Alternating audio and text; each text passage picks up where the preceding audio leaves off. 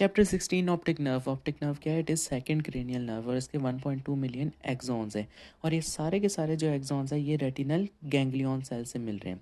अब होता क्या है कि जो ऑप्टिक नर्व है यही रेटिना के ऊपर जाकर डिस्क बनाती है। ठीक है, इस ऑप्टिक नर्व के हेड को हम कहेंगे डिस्क है। ठीक है, तो ऑप्टिक नर्व जो है वो सेकंड क्रेनियल नर्व है और it does not possess any Schwann cells. ठीक है, इसके ऊपर कोई शॉन सेल नहीं होते, इसलिए अगर इसकी इंजरी हो जाएगी तो इसकी कोई रिपेयर नहीं है। ये वाहिद वो क्रेनियल नर्व है जो जिसके ऊपर तीनों मेनिंजियल शीट्स हैं, ड्यूरा मैटर, अरेक्नॉइड मैटर और पाया मैटर।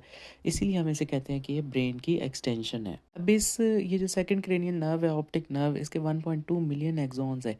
इन 1.2 मिलियन एक्सॉन्स के जो 1/3 हमारे पास फाइबर्स है ना, वो central 5 degree of visual field को सपोर्ट करते हैं। अब ऑप्टिक नर्व के क्या पार्ट्स हैं? ऑप्टिक नर्व हमारे पास 50 मिलीमीटर लॉन्ग है और इसके 4 पार्ट्स हो सकते हैं। सबसे पहले ये आंख की ग्लोब के अंदर जाएगी, जहाँ पर ये रेटिना को ज्वाइन करेगी, ऑप्टिक डिस्क बनाएगी।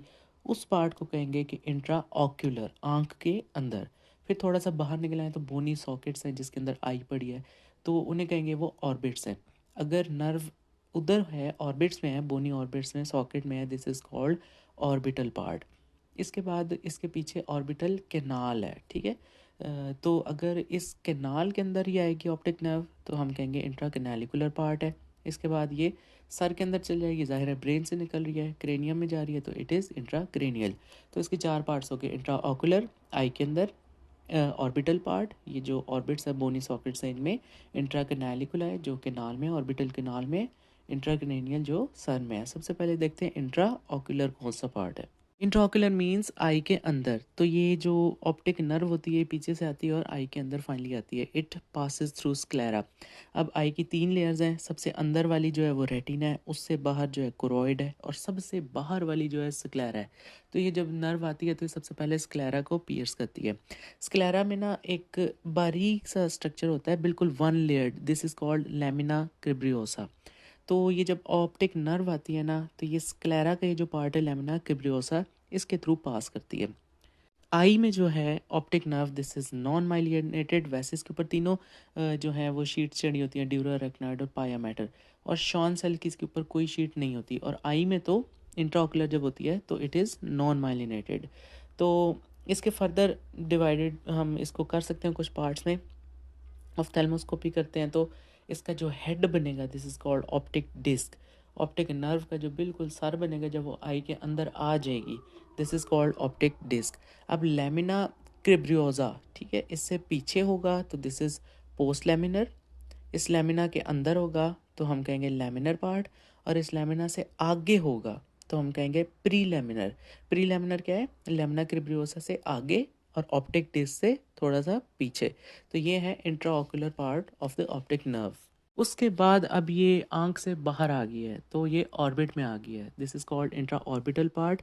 It lies in the orbit, और ये कहाँ से कहाँ तक है? It extends from the back of the eye, eye से बाहर निकली है अब ये ऑर्बिट में, टू द ऑप्टिक फोरामेन। हाँ, अभी केनाल में नहीं पहुंची। ठीक है, तो आई और केनाल के जो बाहर बाहर है, this is intra orbital part. ये थिक होता है, क्यों? यहाँ पर जो नर्व होती है वो माइलिनेटेड होती है। यहाँ पर जो नर्व है वो तीनों मेनिंजियल शीट्स में कवर्ड होती है, ड्यूरा मैटर, अरेक्नॉइड मैटर और पाया मैटर। अब इससे और थोड़ा सा पीछे चले जाए, ऑर्बिट से पीछे तो होगी केनाल। तो केनाल में कौन सा पार्ट हुआ? Intra canalicular part. It lies in the optic canal of the orbit और 5 से 7 मिलीमीटर लॉन्ग है। केनाल से भी पीछे चल जाए तो सारा आ जाएगा, क्रेनियम आ जाएगा, तो वहाँ पर नर्व को हम क्या कहेंगे? It is in intracranial part.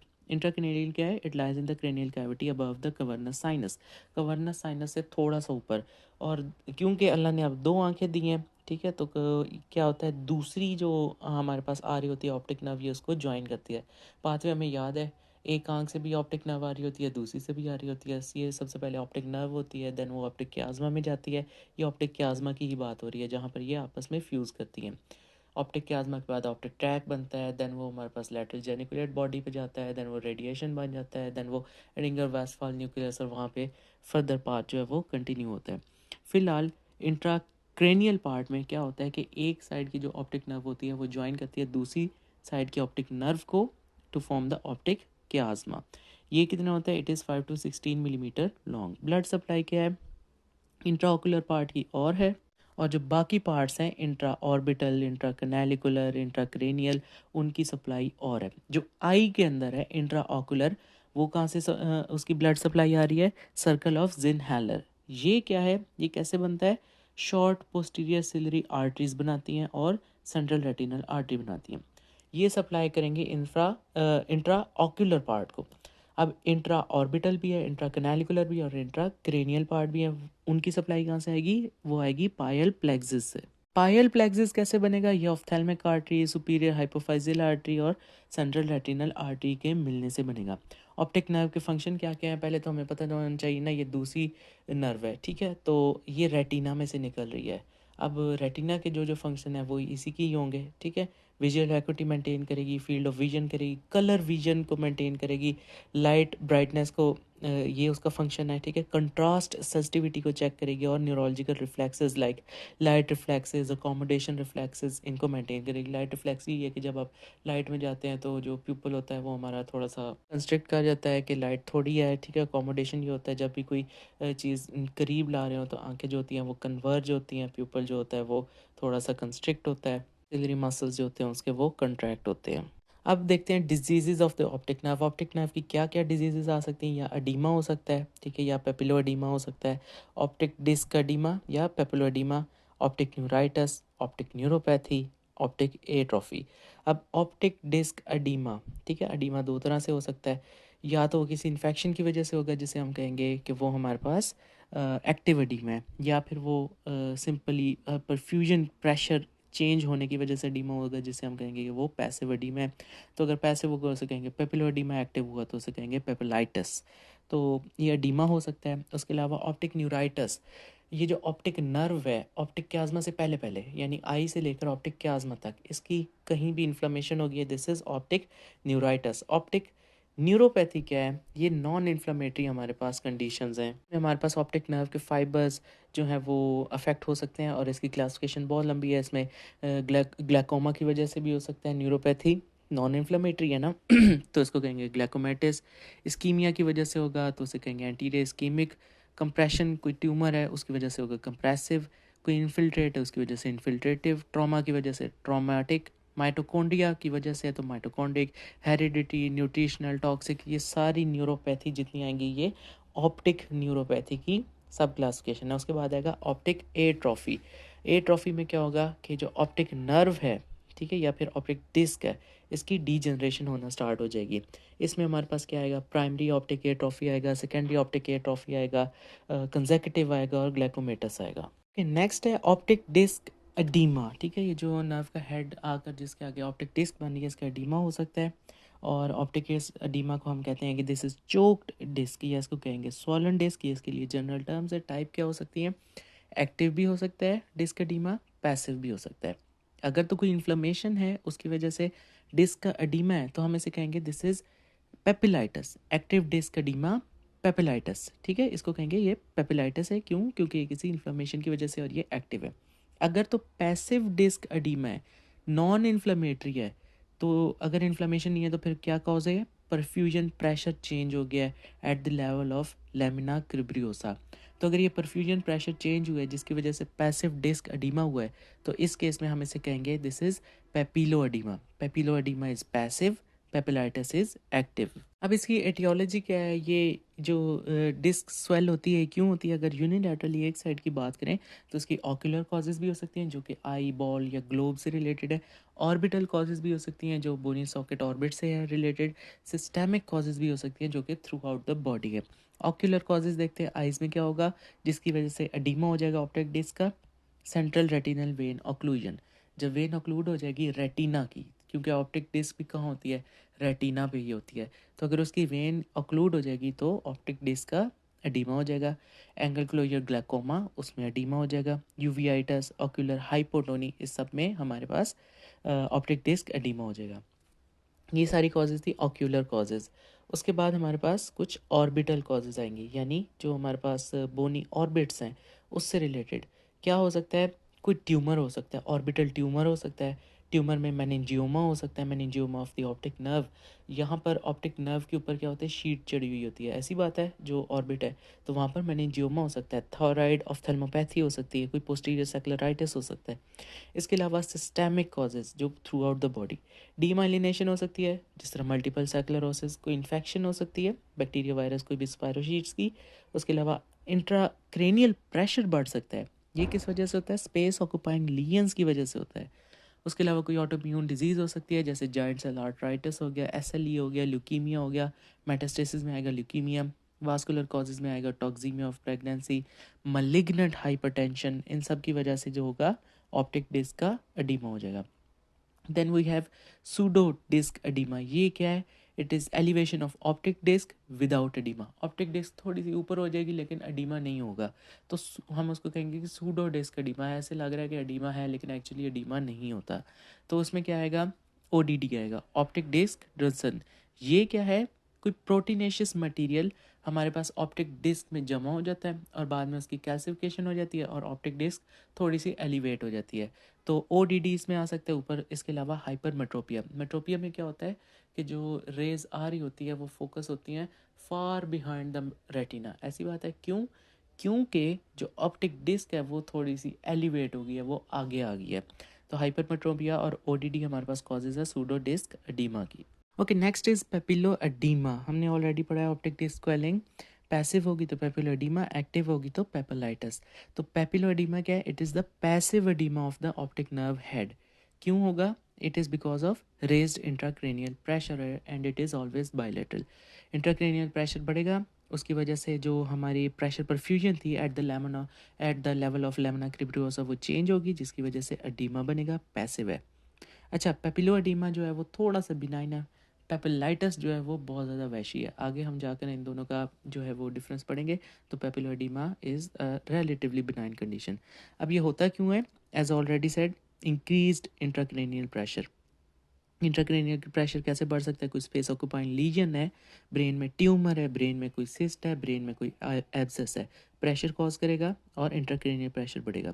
Benign intracranial hypertension BIH, ये विटामिन ए भी करवाता है, कोई सूडो ट्यूमर भी हो सकता है। Impaired cerebrospinal fluid circulation, cerebrospinal fluid circulation सही तरह नहीं हो रही, जिसकी वजह से इंट्राक्रेनियल प्रेशर बढ़ गया। अब ये किस तरह इम्पेयर हो सकती है, कोई एक्यूडेट स्टेनोसिस हो सकता है, वेनस साइनस थ्रोम्बोसिस हो सकता है, वहाँ पे थ्रोम्बोस हो गया है, ठीक है, आगे ऑब्स्ट्रक्शन हुई पड़ी है, कोई इन्फेक्शन है, कोई हेमरेज है, इंट्राक्रेनियल इन्फेक्शन है, एंसेफेलाइटिस, मेनिंजाइटिस, इसमें भी इंट्राक्रेनियल प्रेशर जो है वो बढ़ सकता है। और किस में बढ़ सकता है, सबएक्टिनॉइड हेमरेज में, हेड इंजरी में, सिस्टेमिक कंडीशंस देखें तो मैलिग्नेंट हाइपरटेंशन में, टॉक्सीमिया ऑफ प्रेगनेंसी में, कोई स्पाइनल कॉर्ड का ट्यूमर है उसकी वजह से भी इंट्राक्रेनियल प्रेशर जो है वो बढ़ सकता है। इसके अलावा हाइपर विटामिनोसिस ए, जब विटामिन ए ज़्यादा हो जाएगा तो उसके टॉक्सिक इफेक्ट्स क्या होंगे, बोन्स और स्केलेटन में पेन करेगा, जॉन्डस लाइक येलो स्किन करेगा, और तीसरा BIH करेगा, जिसे हम कहेंगे बिनाइन इंट्राक्रेनियल हाइपरटेंशन। पैथोजेनेसिस की बात करें तो पेपिलोएडिमा कैसे बनता है, सबसे पहले इंट्राक्रेनियल प्रेशर जो है इनमें से किसी तरीके से बढ़ेगा। जब इंट्राक्रेनियल प्रेशर बढ़ेगा तो फिर क्या होगा, सारा जितना भी फ्लूइड है इस नर्व के आसपास जो सब एरेक्नॉइड स्पेस है वहाँ आ जाएगा। इसे हम कहेंगे पेरीन्यूरल सब एरेक्नॉइड स्पेस, यानी इस नर्व के जो पास है सब एरेक्नॉइड स्पेस वहाँ आ जाएगा। फिर ये फ्लूइड वहाँ से क्या करेगा, it diffuses into the optic nerve, finally optic nerve के अंदर आ जाएगा, जिसके बाद ये क्या करेगा, प्रेशर बढ़ाएगा और टिश्यू प्रेशर कॉज करेगा। उसके बाद एक्सोप्लाज्मिक फ्लो जो होगा वो ब्लॉक हो जाएगा। जिस तरह सेल होते हैं, सेल में साइटोप्लाज्म होते हैं, ज़ाहिर है ये नर्व है, इसमें एक्सॉन है, तो इसमें एक्सोप्लाज्मिक फ्लो है। अब इसके ऊपर प्रेशर इतना ज़्यादा बढ़ गया है, पहले सबएरेक्नॉइड स्पेस में गया, फिर टिश्यू के अंदर गया, और टिश्यू में जाकर जो एक्सोप्लाज्मिक फ्लो था उसको इसने ब्लॉक कर दिया at the level of lamina cribrosa. This is very important, किस लेवल पे ब्लॉक करेगा, at the level of lamina cribrosa. इसके बाद क्या होगा, जो एक्सोप्लाज्म है वो एक्यूमुलेट होने लग जाएगा प्री लेमिनर रीजन में, ठीक है, लेमिना से आगे आगे जो होगा वो एक्यूमुलेट हो जाएगा और ऑप्टिक नर्व फाइबर्स की स्वेलिंग होगी। तो ये जो सोलन एक्सॉन्स है हमारे, ठीक है, इसमें अब क्या हो गया, स्टेसिस हो जाएगा। स्टेसिस कहाँ होगा, प्री लेमिनर रीजन पे। ब्लॉक कहाँ पे होगा, लेमिना क्रिब्रियोसा पे। ब्लॉक होगा लेमिनर रीजन पे, स्टेसिस होगा प्री लेमिनर रीजन पे। अब जब स्टेसिस हो गया है, यानी वहाँ पर एंग्रॉसमेंट हो गई है, वेन्स जो है वो डायलेट हो गई हैं, स्टेसिस हो गया है, इतनी बड़ी हो गई हैं, ठीक है, लैमिना क्रिब्रियोसा से आगे आगे वेन्स सारी स्वेल हो गई हैं, उसकी वजह से क्या होगा, there is destruction of optic disc and blood barrier. जो बैरियर बना हुआ था ऑप्टिक डिस्क और ब्लड के दरमियान, वो सारा डिस्ट्रॉय हो जाएगा। उसकी वजह से क्या होगा कि एक्स्ट्रा सेलुलर फ्लूइड फ्लूइड बाहर आ जाएगा, एडीमा हो जाएगा, एक्सुडेट्स होंगे, हेमरेजेस होंगे और कॉटल वून स्पॉट्स होंगे। उसके अलावा इसके क्लिनिकल फीचर्स देखें तो कुछ इसके सिस्टेमिक सिम्टम्स हैं, कुछ ऑकुलर सिम्टम्स हैं, ठीक है। सिस्टेमिक सिम्टम्स को देखें जो पूरी बॉडी में हो रहा है, तो इसमें क्या होगा, हेडेक होगी, ज़ाहिर है नर्व्स हैं, नर्व इन्वॉल्व हो रही हैं तो हेडेक तो होगी। और इसकी इंटेंसिटी और जो साइट है ना वो वेरिएबल है, हम ये नहीं कह सकते कि सिर्फ फ्रंटल है, सिर्फ ऑक्सीपिटल है, कहीं भी हो सकती है, वेरिएबल है। और हाँ, मॉर्निंग में ये ज़्यादा कॉमन है। अब जब भी स्ट्रेनिंग होगी, कफिंग करेंगे, स्नीजिंग करेंगे, तो ये हेडेक जो है ये बढ़ेगी। क्यों? क्योंकि ऑलरेडी इंट्राक्रेनियल प्रेशर जो है वो बढ़ रहा है, और स्ट्रेनिंग से वो और ज़्यादा बढ़ेगा, तो हेडेक भी और ज़्यादा होगी। और वॉमिटिंग करने से ये रिलीव होगी, जब वॉमिट करेंगे तो वो जो इंट्राक्रेनियल प्रेशर है वो भी थोड़ा सा कम आ जाएगा। नॉजिया और वॉमिटिंग होगी, वॉमिटिंग जो होगी वो प्रोजेक्टाइल है, जितने भी मोस्टली न्यूरोनल कॉजेज़ होती हैं उसकी जो वॉमिटिंग होती है वो प्रोजेक्टाइल होती है, और गैस्ट्रिक की जो होती है मोस्टली वो हमारे पास नॉन प्रोजेक्टाइल होती है। और डिटोरिएशन ऑफ कॉन्शियसनेस, कॉन्शियसनेस बंदे का ख़राब हो जाएगा, और स्लाइट ड्रॉजीनेस से लेकर सवियर अनकॉन्शियसनेस कोई भी हालत हो सकती है। ऑक्यूलर सिम्टम्स की बात करें तो आई में क्या सिम्टम्स आएंगे, ट्रांजिएंट ऑब्स्ट्रक्शन ऑफ विजन, 10 से 15 सेकंड के लिए सब कुछ जो होगा वो ब्लैक आउट, ग्रे आउट हो जाएगा, जब भी बंदा अपना पोस्चर जो है वो चेंज करेगा। पोस्चर चेंज करेगा 10 से 15 सेकंड के लिए सब कुछ ब्लैक आउट, ग्रे आउट, और इसके रिकरेंट अटैक्स होंगे। ऑक्यूलर सिम्टम एक ये है, और दूसरा इसका क्या है, डिप्लोपिया। ओके, इसके ऑक्यूलर साइंस की बात करें तो अर्ली पेपिलोएडिमा के कुछ और साइंस हैं, फुली डेवलप पेपिलोएडिमा के कुछ और साइंस हैं, क्रोनिक या फिर लॉन्ग स्टैंडिंग पेपिलोएडिमा के कुछ और साइंस हैं, और एट्रोफिक पेपिलोएडिमा के कुछ और साइंस हैं। सबसे पहले बात करते हैं अर्ली पेपिलोएडिमा। इसमें क्या होंगे, सिम्टम्स जो होंगे वो यूजुअली एब्सेंट होते हैं, visual acuity normal, pupil reaction normal, ophthalmoscope में देखेंगे तो माइल्ड सा हाइपरीमिया मिलेगा, ठीक है, और ऑप्टिक का भी जो होगा वो प्रिजर्व होगा। हाँ, वीनस पल्सेशन जो होंगी वो डिस्क पे एब्सेंट होंगी, ठीक है, और blurring of the disc margin होगा। ओके, नेक्स्ट है फुली डेवलप्ड पेपिलोएडिमा। अब एक पेपिलोएडिमा वो फुली डेवलप हो गया, तो उसके ऑक्यूलर सिम्टम्स तो वही होंगे कि ग्रेइंग आउट हो जाएगी 10 से 15 सेकंड के लिए, ट्रांजिएंट ऑब्स्ट्रक्शन ऑफ वीएन होगी, उसके रिकरेंट अटैक्स होंगे, और precipitated by change of posture और डिप्लोपिया होगा। ये उसके ऑक्यूलर साइंस हैं। उसके बाद visual acuity that is normal. अच्छा, अब अगर कोई पेशेंट आता है और वो उसको हम देखते हैं और उसका पेपिलोएडिमा है, लेकिन उसका सेंट्रल विजन जो है वो नॉर्मल है, तो हम कहेंगे ही इज़ डिफरेंट फ्रॉम पेपिलोएडिमा, ठीक है, क्योंकि पेपिलोएडिमा में सेंट्रल विजन प्रिजर्व रहती है। हाँ, ऑप्टिक डिस्क जो है वो स्वेल कर सकती है। सो जो ये जो है ना हमारे पास एक मेथड कि सेंट्रल विजन प्रिजर्व रह रही है, इसकी वजह से हम डिफ्रेंशिएट कर सकते हैं पेपिलोएडिमा को अदर कंडीशंस के साथ जो हमारे पास डिस्क स्वेलिंग कराती हैं। यानी पेपिलोएडिमा में सेंट्रल विजन प्रिजर्व रहेगी, और अगर बाकी कंडीशंस हैं जिनमें डिस्क स्वेल है उनमें सेंट्रल विजन प्रिजर्व नहीं रहेंगी। तो पेपिलोएडिमा में स्वेलिंग भी होगी, लेकिन सेंट्रल विजन जो है वो प्रिजर्व रहेगी। P for papilloedema, P for preservation of central vision. Pupil को देखें तो प्यूपिल बिल्कुल नॉर्मल है। ऑफ्थेल्मोस्कोप में हम देखेंगे तो फुल टाइम हमें एक पेपिलोएडिमा मिलेगा। उसकी क्या चेंजेस हो सकती हैं, ऑप्टिक डिस्क को देखेंगे तो वो हाइपरीमिक होगी। जो अर्ली पेपिलोएडिमा था उसमें माइल्ड हाइपरीमिक थी, इसमें फुल हाइपरीमिक है, ठीक है, और उसके मार्जिन जो हैं वो बड़े ब्लड हैं। ब्लड वेसल्स को देखेंगे तो हमारे पास वेन्स जो हैं वो एंग्रॉज हैं और टॉर्चस है, और जहाँ से ब्लड वेसल्स गुजरेंगे ना उसके ऑप्टिक डिस्क के मार्जिन के पास, दे आर ऑब्सक्योर्ड, वो नज़र नहीं आएंगी। क्यों? क्योंकि ऑप्टिक डिस्क जो है हाइपरीमिक है और उसके जो मार्जिन है वो ब्लड है। तो blood vessels are obscured when they cross the margin, और वेन्स जो हैं ये ग्रॉस्ड हैं और टॉर्चस है। वीनस पल्सेशन जो है वो एब्सेंट होगी। जो हमारे पास पिछला स्टेज था माइल्ड था उसमें भी एब्सेंट है, इसमें भी एब्सेंट है, लेकिन जब इंट्राक्रेनियल प्रेशर 20 से 25 जाएगा तब तो वीनस पल्सेशन मस्ट एब्सेंट है, ठीक है। इसके अलावा हेमरेजेस की बात करें तो स्प्लिंटर हेमरेजेस मिलेंगे, फ्लेम हेमरेजेस मिलेंगे, डिस्क के अराउंड मिलेंगे, ठीक है। और एक्सोडेट्स की बात करें तो एक्सोडेट्स है, कॉटन वूल स्पॉट्स है, वो भी डिस्क के अराउंड मिलेंगे। मैक्यूलर स्टार मिलेगा। मैक्यूलर स्टार क्या है, पहले तो पता होना चाहिए मैक्यूला क्या है। रेटिना के ऊपर एक स्पेशलाइज्ड एरिया है जो जिसको कहते हैं मैक्यूला, वहाँ पर कोन्स वगैरह बहुत ज़्यादा है। मैक्यूला के अंदर छोटा एक और फोविया होता है, फोविया सेंट्रैलिस। फोविया के फर्दर अंदर जो होता है वो फोवियोला होता है, ठीक है।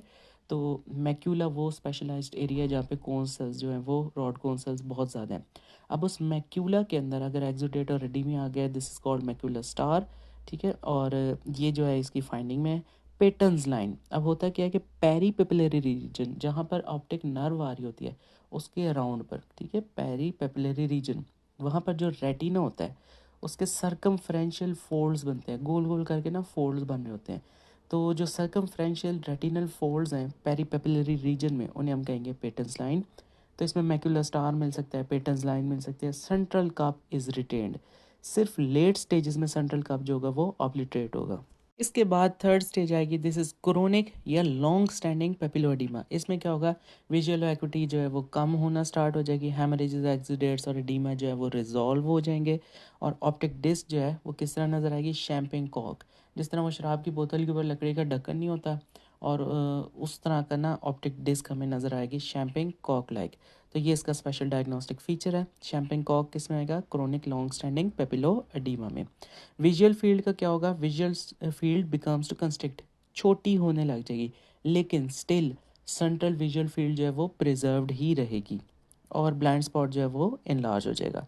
तो क्रोनिक लॉन्ग स्टैंडिंग में क्या होगा, विजुअल एक्यूटी कम होगी, हेमरेजेस एडिमा और ये एक्सोडेट्स जो है रिजॉल्व हो जाएंगे, शैम्पेन कॉक लाइक अपीयरेंस होगी डिस्क की, विजुअल फील्ड क्या होगी, कंस्ट्रिक्ट होगी, और ब्लाइंड स्पॉट जो है वो इनलार्ज होगा। देन आती है हमारे पास एट्रोफिक पेपिलो एडिमा। इसमें क्या होगा, 6 से 9 महीने लगेंगे डेवलप होने में। Visual acuity is severely impaired, बहुत बुरी तरह ख़राब हो जाएगी। Disc is greyish white with blurred margins. अब असेसमेंट करेंगे पेशेंट की। जब भी किसी पेशेंट को पेपिलोएडिमा है तो हमने सबसे पहले क्या एक्सक्लूड करना है, कोई स्पेस ऑक्यूपाइंग लीजन तो नहीं है जो इंट्राक्रैनियल प्रेशर इंक्रीज़ कर रहा है। तो इसकी एग्जामिनेशन में हम ब्लड प्रेशर चेकअप कराएंगे, फंडस एग्जामिनेशन कराएंगे, न्यूरोलॉजिकल एग्जामिनेशन, फ्रेंजियल एग्जामिनेशन, कोई फेरिंक्स का ट्यूमर वगैरह तो नहीं है। लैब इन्वेस्टिगेशन में क्या हम देख लेंगे, ब्लड काउंट, सीबीसी कर लेंगे, ईएसआर, शुगर देख लेंगे, ठीक है, सिफिलिस चेक कर लेंगे, लंबर पंक्चर चेक करेंगे प्रेशर चेक करने के लिए। जो हमारे पास नॉर्मल इंट्राक्रैनियल प्रेशर होता है वो 10 से 18 होता है एडल्ट्स में। अच्छा, अब लंबर पंक्चर हमने सबसे पहले धड़ल्ले नहीं कर देना, सबसे पहले हमने इमेजिंग करानी है, एमआरआई वगैरह कराना है, और हमने एक्सक्लूड करना है कि कोई स्पेस ऑक्यूपाइंग लीजन तो नहीं है। पहले हमने लीजन को अच्छी तरह तसल्ली से एक्सक्लूड करना है, देन उसके बाद हमने लंबर पंक्चर कराना है। इमेजिंग करा सकते हैं, इमेजिंग में क्या कराएंगे, सीटी स्कैन कराएंगे, एमआरआई कराएंगे, एमआरवी मैग्नेटिक रेजोनेंस, वेनोग्राफी एमआरवी करवाएंगे, पेरीमीट्री कराएंगे जिसे हम देखेंगे कि ब्लाइंड स्पॉट जो है वो लार्ज तो नहीं है, एफएफए, फंडस फ्लोरोसिन एंजियोग्राफी कराएंगे, ये देखने के लिए क्योंकि ब्लड वेसल लीक तो नहीं कर रही, ठीक है, डिस्क के पास पास। ट्रीटमेंट की बात करें तो ट्रीटमेंट में क्या करेंगे, सबसे पहले अंडरलाइंग कॉज को ट्रीट करेंगे। कोई भी अंडरलाइंग कॉज है उसको हम सबसे पहले ट्रीट करेंगे। अंडरलाइंग कॉजेज हमने ढेर सारी पढ़ी थी, कोई ब्रेन ट्यूमर है, इंट्राक्रैनियल प्रेशर ज़्यादा है, इन्फेक्शन है, हैमरेज है, वेनस साइनस थ्रोम्बोसिस है, एन्सेफेलाइटिस, मेनिंजाइटिस, हाइपरविटामिनोसिस है, टॉक्सीमिया, कुछ भी है, मैलिग्नेंट हाइपरटेंशन, वो सारी कॉजेज़ हम ट्रीट करेंगे अगर कोई है तो। देन दूसरी ट्रीटमेंट क्या हो सकती है, control of intracranial pressure, already वही बात होगी। ये किस तरह करेंगे, डायूरेटिक्स दे सकते हैं, ठीक है, जब डायूरेटिक्स देंगे तो वॉल्यूम कम हो जाएगा, रिपीटेड लंबर पंक्चर, इससे भी वॉल्यूम कम हो जाएगा।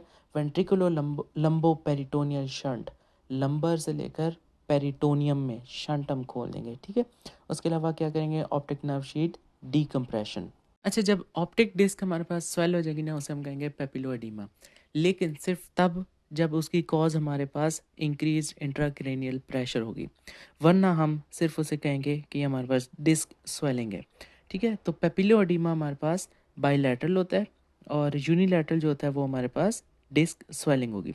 जब भी यूनिलैटरल डिस्क स्वेलिंग होगी तो वो किस वजह से होगी, ऑक्यूलर या ऑर्बिटल कॉजेज, या तो आई में मसला होगा, या ये वो जो बोनी सॉकेट टाइप का है ना जिसके अंदर आई पड़ी है, ऑर्बिट्स, उनका मसला होगा।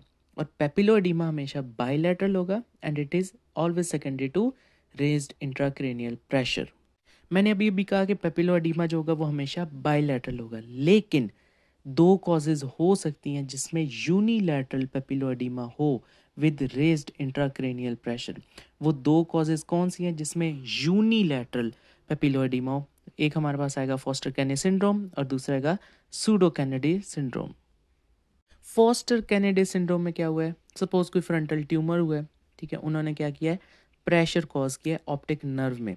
लेफ्ट साइड पे सपोज ट्यूमर हुआ है तो उन्होंने जो लेफ्ट साइड की ऑप्टिक नर्व थी ना उसके ऊपर प्रेशर कॉज किया और उसकी एट्रोफी करा दिया है। और जो पेपिलो एडिमा कॉज हुआ है वो राइट साइड के ऊपर हुआ है। इसको हम सिंपली कहें कि जिस साइड पे इंट्राक्रेनियल प्रेशर इंक्रीज हुआ है, फॉर एग्जांपल लेफ्ट साइड पे ट्यूमर था ना, लेफ्ट साइड पे सेम साइड थी और सेम साइड पे एट्रोफी हुई। अगर लेफ्ट साइड पे इंट्राक्रेनियल प्रेशर इंक्रीज हुआ है तो लेफ्ट साइड पे ही एट्रोफी हुई है। हाँ, जो पेपिलो एडिमा हुआ है वो राइट साइड के ऊपर हुआ है। दिस इज फॉस्टर कैने सिंड्रोम। इसका जो ऑपोजिट है this is pseudo Kennedy syndrome. इसमें क्या हुआ है, सपोज राइट साइड के ऊपर pre existing atrophic optic nerve की एट्रोफी थी, राइट साइड के ऊपर ऑप्टिक नर्व की एट्रोफी थी। अब हुआ क्या कि इंट्राक्रेनियल प्रेशर जो है इंक्रीज हो गया, किसी भी रीज़न से हो सकता है, फ्रंटल लोब ट्यूमर भी हो सकता है। सपोज इंट्राक्रेनियल प्रेशर जो है वो इंक्रीज हो गया इसकी वजह से यूनिलैटरल पेपिलोएडिमा हुआ, क्योंकि राइट पे तो ऑलरेडी एट्रोफी है तो लेफ्ट साइड पे ही पेपिलोएडिमा हुआ। ट्यूमर भी लेफ्ट साइड पे हुआ, ठीक है, जिसने इंट्राक्रेनियल प्रेशर इंक्रीज किया, और पेपिलोएडिमा भी लेफ्ट साइड पे हो गया। यानी सेम साइड का इंट्राक्रेनियल प्रेशर इंक्रीज हुआ और सेम साइड पे हमारे पास पेपिलोएडिमा हुआ। This is pseudo Kennedy syndrome. Foster Kennedy में क्या था, जिस साइड के ऊपर इंट्राक्रेनियल प्रेशर इंक्रीज हुआ है वहाँ पर एट्रोफी हो गई है। सूडो कैनेडी में क्या है, जिस साइड पर इंट्रा क्रेनियल प्रेशर इंक्रीज हुआ है उसी साइड पर पेपिलोएडिमा हो गया। Okay, next is difference between papilloedema and papillitis. पहली बात, पेपिलोएडिमा थोड़ा सा बिनाइन है, पेपिलाइटिस बहुत वैशी है। पेपिलोएडिमा क्यों होता है, ये पैसिव होता है, ठीक है, pressure filtration at the level of lamina cribrosa, इस वजह से होता है। पेपिलाइटिस किसी इन्फेक्शन वगैरह की वजह से होगा, ठीक है, और ये एक्टिव प्रोसेस है। तो ऑनसेट पेपिलोएडिमा का ग्रेजुअल है, आहिस्ता आहिस्ता होगा, ठीक है, पेपिलाइटिस अचानक हो जाएगा। पेपिलोएडिमा में हल्की हल्की हेडेक होगी, नोजिया, वॉमिटिंग, चलो बस ये इतना ही कर सकते हैं, इससे ज़्यादा पेपिलोएडिमा और कुछ नहीं कर सकता। पेपिलाइटिस में ऐसे कोई सिम्टम्स नहीं होंगे। विजुअल लॉस, पेपिलोएडिमा में ट्रांजिएंट अटैक्स होंगे, रिकरेंट अटैक्स, विजन जाएगी 10 से 15 सेकंड के लिए, ग्रे आउट हो जाएगी, फिर वापस आ जाएगी, लेकिन वापस आ जाएगी पेपिलोएडिमा में। पेपिलाइटिस में मार्क्ड विजन लॉस, ख़त्म, ठीक है।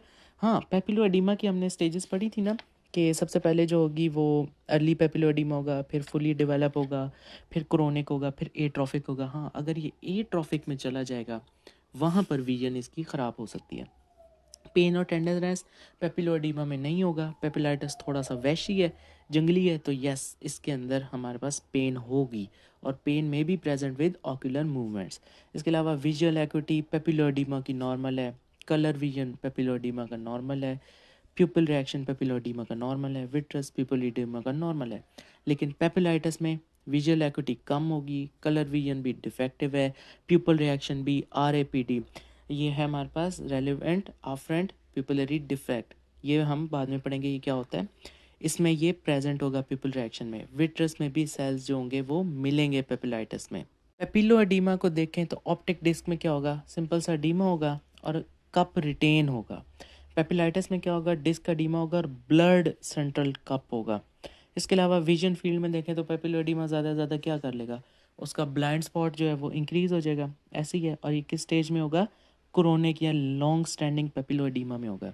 लेकिन अगर पेपिलाइटिस में देखेंगे तो क्या होगा, सेंट्रोसिकल स्कोटोमा होगा। ये कौन सा स्कोटोमा है, ये स्कोटोमा हल्का सा हॉरिजॉन्टली ओवल है, मतलब ओवल है और हमने ना उसको थोड़ा सा हॉरिजॉन्टल कर दिया है, और and it lies between central point of fixation and the blind spot. Blind spot जो होता है ना वो 12 से 15 डिग्री टेम्पोरल साइड पे होता है। तो ब्लाइंड स्पॉट और सेंट्रल पॉइंट ऑफ फिक्सेशन के दरमियान हमारे पास एक स्कोटोमा होता है, ओवल शेप्ड का होता है, ऐसा लगता है कि हमने ना हॉरिजॉन्टल ओवल रखा हुआ है, दैट इज़ कॉल्ड सेंट्रोसिकल स्कोटोमा। ये पेपिलाइटिस में होगा। पेपिलोएडिमा ज़्यादा से ज़्यादा ब्लाइंड स्पॉट ही देगा।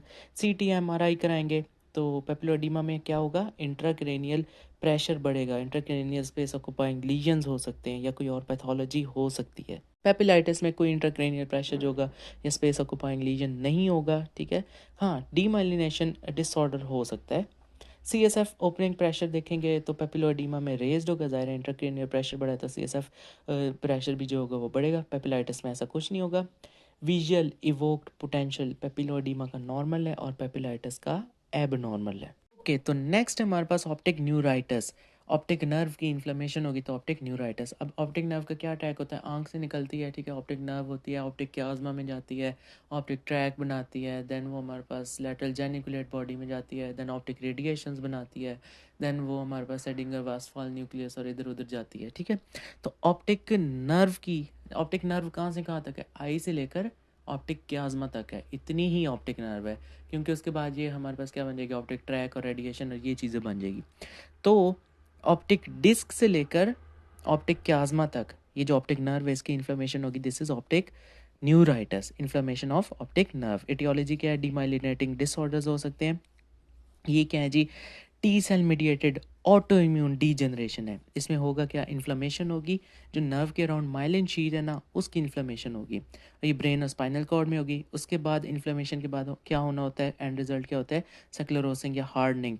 तो वो जो माइलिन होगा वो हार्ड हो जाएगा, तो शीट डैमेज हो जाएगी, नर्व इम्पल्स जो होगी स्लो हो जाएगी और इसकी वजह से न्यूरोलॉजिकल प्रॉब्लम्स आएंगे। अब ये जो डीमाइलिनेशन है ये किस तरह की हो सकती है, आइसोलेटेड ऑप्टिक न्यूराइटिस हो सकती है, यानी पूरी बॉडी में अब मिलियन नर्व्स हैं, सारों को छोड़ के सिर्फ आंख वाली जो नर्व्स हैं ना, सिर्फ उनकी जो होगी डीमाइलिनेशन होगी, this is called isolated optic neuritis. No clinical evidence of generalize demyelination. उसके अलावा मल्टीपल सेक्लेरोसिस होगी, इसमें क्या होगा, ब्रेन और ऑप्टिक नर्व ये इन्वॉल्व होंगी। It is the most common cause of optic neuritis. और देन हमारे पास आएगा न्यूरोमाइलाइटिस ऑप्टिका, जिसे हम कहेंगे डेविक्स डिजीज। इसमें क्या होगा, ऑप्टिक नर्व और स्पाइनल कॉर्ड इन्वॉल्व होंगे, ब्रेन हमारे पास स्पेयर रहेगा। तो मल्टीपल सेक्लेरोसिस में ब्रेन के साथ ऑप्टिक नर्व है, न्यूरोमाइलाइटिस के साथ स्पाइनल कॉर्ड के साथ ऑप्टिक नर्व है, ब्रेन इसमें स्पेयर रहेगा। अच्छा, ऑप्टिक न्यूराइटिस और किस तरह हो सकता है, कोई इन्फेक्शन हो सकती है, वायरस में वेरिसोला जूस्टर आ सकता है, उसके अलावा बैक्टीरिया में साइफिलस लाइम डिजीज़, कैश स्क्रैच आ सकता है, पैरा इन्फेक्शन, इन्फेक्शन के साथ साथ पैरा इन्फेक्शन, कोई वायरल मीजल मम्स चिकन पॉक्स हो सकते हैं, पोस्ट इम्यूनाइजेशन हो सकता है, कोई कंटेजियस इन्फ्लेमेशन हो सकती है जिस तरह मेनिंजेस की, ऑर्बिट साइनस स्किन की कोई इन्फ्लेमेशन, इंट्राओकुलर इन्फ्लेमेशंस हो सकती हैं, uveitis and ophthalmitis, systemic autoimmune diseases हो सकते हैं, SLE हो सकता है, पोलियोआर्ट्राइटिस नोडोसा हो सकता है। अब अगर इसकी क्लासिफिकेशन करें ऑप्टिक न्यूराइटिस की, तो हम इसको किस तरह क्लासिफाई कर सकते हैं, पेपिलाइटिस, न्यूरोरेटिनाइटिस और रीट्रोबल्बर ऑप्टिक न्यूराइटिस। सबसे पहले देखते हैं कि ये पेपिलाइटिस क्या है। अब ऑप्टिक नर्व आई के अंदर घुस रही है, ठीक है, तो कहीं ना कहीं ये टर्मिनेट करेगी, इसका कोई ना कोई एक हेड होगा, सिर होगा, ठीक है, वो वहीं होगा जहाँ पर ऑप्टिक डिस्क पड़ी होती है, तो हम उसे कहते हैं पेपिला, ठीक है। तो it is the inflammation of optic nerve head. Papillitis क्या है, ऑप्टिक नर्व हेड या ऑप्टिक डिस्क, इसकी इन्फ्लेमेशन कहेंगे पेपिलाइटिस। इसमें क्या होगा, हाइपरीमिया होगा और एडीमा होगा ऑप्टिक डिस्क का। ऑप्टिक डिस्क कह लें, पेपिला कह लें, ऑप्टिक नर्व का हेड कह लें, एक ही बात है, ठीक है। It is the most common type of optic neuritis in children. उसके बाद आएगा न्यूरो रेटिनाइटिस। न्यूरो मीन्स यही ऑप्टिक नर्व और रेटिना मीन्स रेटिना, ठीक है, क्योंकि ये ऑप्टिक नर्व किधर आ रही है, रेटिना के अंदर ही आ रही है ना, डिस्क वहीं पे पड़ी है, उसके आसपास क्या शुरू हो जाता है, रेटिना शुरू हो जाता है। तो इसमें ऑप्टिक डिस्क तो होगी, साथ रेटिना भी इन्वॉल्व होगा। पेपिलाइटिस में सिर्फ ऑप्टिक डिस्क या जिसे हम कहें ऑप्टिक नर्व का हेड वो इन्वॉल्व है, पेपिलाइटिस में सिर्फ हेड है। न्यूरो रेटिनाइटिस में हेड के साथ रेटिना भी है, ठीक है। It is the papillitis associated with retinal involvement, least common type है। देन तीसरी टाइप है retrobulbar optic neuritis. Bulb mean globe, retrobulbar means globe के पीछे। तो इसका मतलब क्या, ऑप्टिक नर्व का सेकंड पार्ट हमारे पास इसमें इन्वॉल्व हो रहा है, दैट इज़ ऑर्बिटल पार्ट, ठीक है। आंख के अंदर जो था वो ऑक्यूलर था, सेकंड पार्ट ऑर्बिटल था, देन हमारे पास कैनालिकुलर था, देन इंट्राक्रेनियल था। तो इसमें orbital part of the optic nerve, क्योंकि ये आई से पीछे है, बोनी सॉकेट के अंदर है, ग्लोब के पीछे है, रीट्रो बल्बर है। It is the inflammation of orbital part of optic nerve. Optic disc जो होती है वो आई के अंदर होती है, तो इसमें ऑप्टिक डिस्क जो है वो नॉर्मल है। This type is more common in young adults और ये मल्टीपल स्क्लेरोसिस के साथ फ्रिक्वेंटली एसोसिएटेड है। क्लिनिकल फीचर्स देखें तो इसमें कुछ सिम्टम्स हैं और कुछ साइंस हैं। सिम्टम्स में सबसे पहले हमारे पास आएगा विजन लॉस, नज़र आना जो अगर बंद हो गया, जाहिर है ऑप्टिक नर्व है यही इफेक्ट हो गया तो विजन लॉस हो जाएगा। डिस्कम्फर्ट और पेन, जाहिर है नर्व है, नर्व जब भी इरिटेट होगी तो डिस्कम्फर्ट और पेन होगी। और जो हमारे पास एग्रीवेट होगी एक्स्ट्रा ऑकुलर मूवमेंट्स में, जितनी हम मूवमेंट्स कराएंगे उतनी ज़्यादा पेन होगी। And it is more marked in patient with retrobulbar neuritis. जिन पेशेंट को रीट्रोबल्बर ऑप्टिक न्यूराइटिस है उसमें ये पेन ज़्यादा होगी। पेशेंट कहेगा कि जी मुझे छोटे छोटे वाइट स्पार्कल्स कलर्ड फ्लैशेस नज़र आ रहे हैं, स्पार्कल्स जिन्हें हम कहेंगे फॉस्फेन्स। ठीक है, तो कुछ पेशेंट कहेंगे कि हमें जी कुछ चमकती हुई चीज़ें, कोई लश्कार है, छोटे छोटे स्पार्कल्स नज़र आ रहे हैं, तो ये फॉस्फिन्स हैं और ये किस में होगा, ऑप्टिक न्यूराइटिस में होगा। साइंस में देखेंगे तो visual acuity of course reduce होगी, ये वेरिएबल है, बहुत थोड़ी सी भी हो सकती है, कंप्लीट लॉस ऑफ विजन भी हो सकता है। अब ऑप्टिक नर्व के हमने ढेर सारे फंक्शन पढ़े थे कि विजुअल एक्यूटी मेंटेन करता है, colour differentiation, colour sensitivity, contrast sensitivity, ये सब करता है। तो ये सारे इफेक्ट होंगे, विजुअल एक्यूटी कम हो जाएगी, कलर विजन ये भी इम्पेयर हो जाएगी, कंट्रास्ट सेंसिटिविटी ये भी इम्पेयर हो जाएगी, RAPD मिलेगा, रिलेटिव आफ्रेंट पिपल डिफ्लेक्ट। ये होता क्या है, अब जब भी हम आंख के अंदर लाइट मारते हैं तो पीपल जो होता है वो कंस्ट्रिक्ट करता है। अब इसमें ये करते हैं कि हम ना एक टॉर्च लेते हैं और दोनों आंखों में ना मारते हैं, कभी एक में कभी दूसरी में, कभी एक में कभी दूसरी में। तो क्या होता है, जब एक आंख में हम लाइट मारते हैं, सपोज हमने लेफ्ट में मारी है, तो क्या होगा, दोनों आंखों के प्यूपल जो हैं वो कंस्ट्रिक्ट करेंगे। फिर हम दूसरी राइट आई पे ले जाएंगे, फिर उधर मारेंगे, तो फिर दोनों प्यूपल जो होंगे वो कंस्ट्रिक्ट करेंगे। RAPD में क्या होता है, जब एक हेल्दी आंख पे तो हम मारते हैं तो दोनों प्यूपल कंस्ट्रिक्ट कर देते हैं, लेकिन जब वो हम टॉर्च डिफेक्टिव आई पे ले जाते हैं और उसके अंदर मारते हैं तो प्यूपल कंस्ट्रिक्ट की बजाय दोनों प्यूपल ये डायलेट करते हैं। This is called RAPD, relative afferent pupillary defect. ये इसमें मिलेगा, टेंडरनेस ऑफ ग्लोब मिलेगी, ठीक है, डीप ऑर्बिटल पेन मिलेगी, आईब्रो की पेन मिलेगी। तो विजुअल साइंस कौन कौन सा है, विजुअल एक्यूटी कम, कलर विजन कम, कंट्रास्ट सेंसिटिविटी इम्पेयर, उसके अलावा RAPD मिलेगा, टेंडरनेस मिलेगी, डीप ऑर्बिटल पेन मिलेगी। और फंडस एग्जामिनेशन करेंगे तो हमारे पास जो डिफरेंट टाइप्स हैं उनमें डिफरेंट फाइंडिंग्स नज़र आएंगी। पेपिलाइटिस में और नज़र आएगा, न्यूरोरेटिनाइटिस में कुछ और नज़र आएगा, और रीट्रोबल्बर न्यूराइटिस में कुछ और नज़र आएगा। सबसे पहले पेपिलाइटिस। पेपिला होता क्या है, यही जो ऑप्टिक नर्व जब आई के अंदर घुसती है, इसका जो सर होता है, इसका जो हेड होता है या जिसको डिस्क कहते हैं, उसको हम कहेंगे कि ये पेपिला है। ठीक है, तो उसकी इन्फ्लेमेशन पेपिलाइटिस। तो पेपिलाइटिस ये जो पहली टाइप है ऑप्टिक न्यूराइटिस की, इसमें हमें फंडस एग्जामिनेशन में क्या मिलेगा, optic disc of course swell होगी, हाइपरीमिक होगी, उसके मार्जिन जो होंगे वो ब्लर होंगे। अभी कोई हार्ड एंड फास्ट रूल है कोई नहीं कि जो रेटिना के ऊपर जो पड़ी है ऑप्टिक डिस्क, कि भाई स्वेलिंग इधर ही रहेगी चाहे जो मर्जी हो, स्वेलिंग है वो थोड़ा सा इधर उधर फैल सकती है, तो थोड़ा सा रेटिना भी सराउंडिंग का जो है वो इन्वॉल्व हो सकता है। ऑप्टिक डिस्क की तो स्वेलिंग होगी, साथ साथ थोड़ा सा रेटिना भी स्वेल होगा। इसके अलावा और क्या हो सकता है, रेटिनल वेन्स जो होंगी वो टॉर्शस होंगी, डिस्टॉर्टेड होंगी, स्प्लिंटर हैमरेजेस होंगे, फाइन एक्सुडेट्स होंगे, डिस्क पे मिलेंगे। और विट्रस में क्या होगा, इन्फ्लेमेटरी सेल्स। तो फंडस एग्जामिनेशन करेंगे तो पेपिलाइटिस में क्या मिलेगा, ऑप्टिक डिस्क जो कि रेटिना के ऊपर पड़ी हुई है या जो नर्व एंडिंग है इज़ सोलन, हाइपरीमिक ब्लड मार्जिन्स। उसके अलावा रेटिना भी जो है वो स्वेल हुआ पड़ा है, रेटिनल वेल्स जो है टॉर्चस है, डिस्टॉर्टेड है, स्प्लिंटर हैमरेजेस, फाइन एक्सुडेट्स मिलेंगे, विट्रस में इन्फ्लेमेटरी सेल्स हैं। देन हमने फंडस एग्जामिनेशन की न्यूरो रेटिनाइटिस की, न्यूरो मीन्स नर्व यानी पेपिलाइटिस, और retinitis means retinal involvement, neuro retinitis. Papilla भी होगा, रेटिना भी होगा। तो डिस्क फाइंडिंग्स तो वो सेम पेपिलाइटिस वाली होगी ना, स्वॉलन, हाइपरेमिक ब्लड मार्जिन्स, लेकिन इसके अलावा इन्फ्लेमेशन इज सवियर और ये रेटिना तक जाएगी, क्योंकि दिस इज़ न्यूरो रेटिनाइटिस, इसमें रेटिना भी इन्वॉल्व है। It may be associated with macular oedema और एक्सुडेट, जिसको हम कहेंगे मैक्यूलर स्टार्स। यही मैक्यूलर स्टार्स हमने ऑलरेडी पढ़े हैं पेपिलो एडिमा की सेकंड स्टेट में, जो कि फुल्ली डेवलप्ड पेपिलो एडिमा था। तो अगेन ये न्यूरो रेटिनाइटिस जो कि ऑप्टिक न्यूराइटिस की दूसरी क्लासिफिकेशन है, उसके अंदर भी मैक्यूलर स्टार्स हमें मिलेंगे।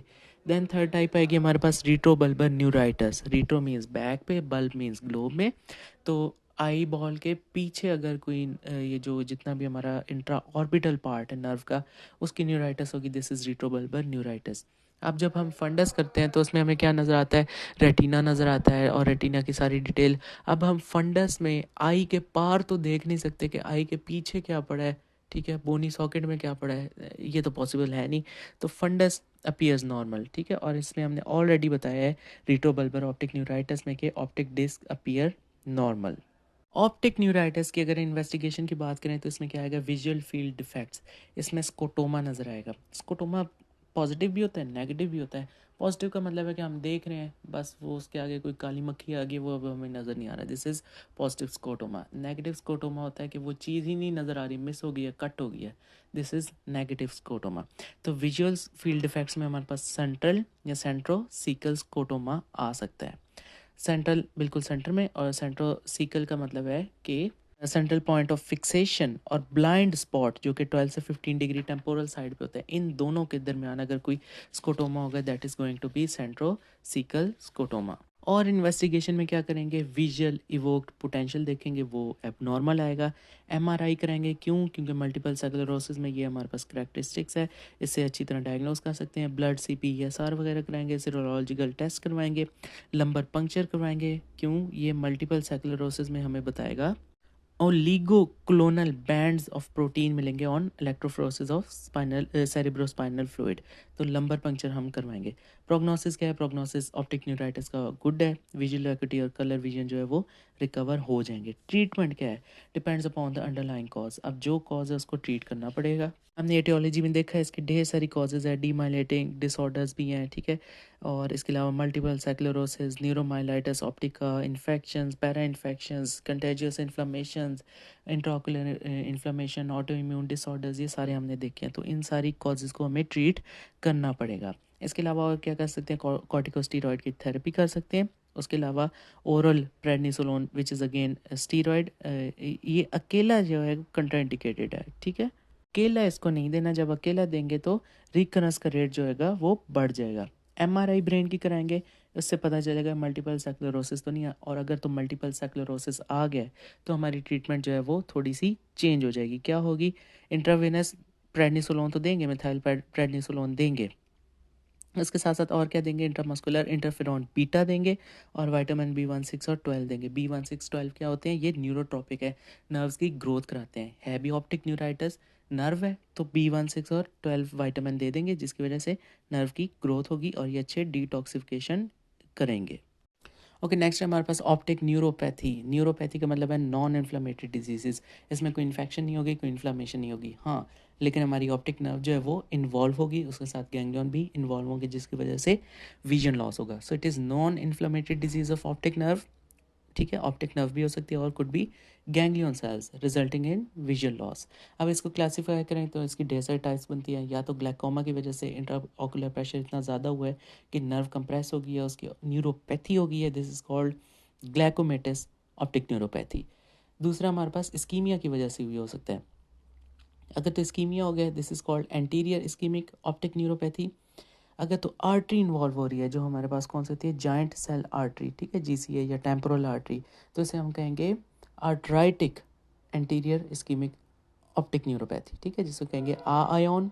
और अगर आर्टरी नहीं है तो this is non arteritic anterior ischaemic optic neuropathy, जिसे कहेंगे ना आयन, आयन आयन ते ना आयन।